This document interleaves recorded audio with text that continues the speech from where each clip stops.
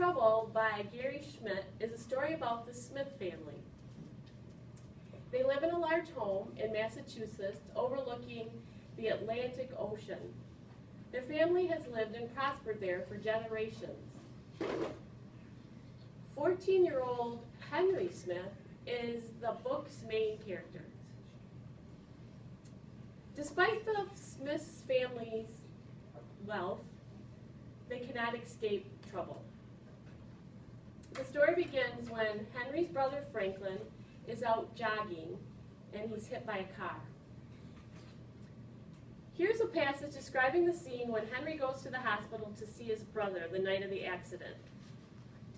The author writes, "The streaks of red were ghastly against his skin, which was stark white. The perfect tan that Franklin always carried had vanished and left behind this shocked pallor. Henry's mother stood at the foot of the bed, her hands tight on the aluminum rail, her eyes wide and unblinking. His father stood beside her, stiff, straight, his hands up to his face. Neither had taken their coats off, neither spoke. Henry sat down on his brother's bed. A clear plastic mask covered Franklin's face, and he breathed into a clear plastic tube that circled around behind him.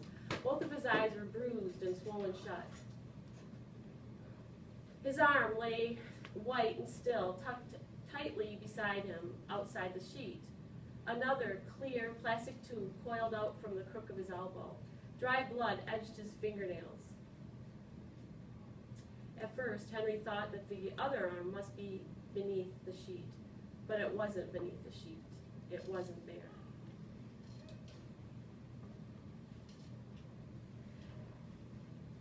This book that's filled with trouble kept me reading and asking questions such as these.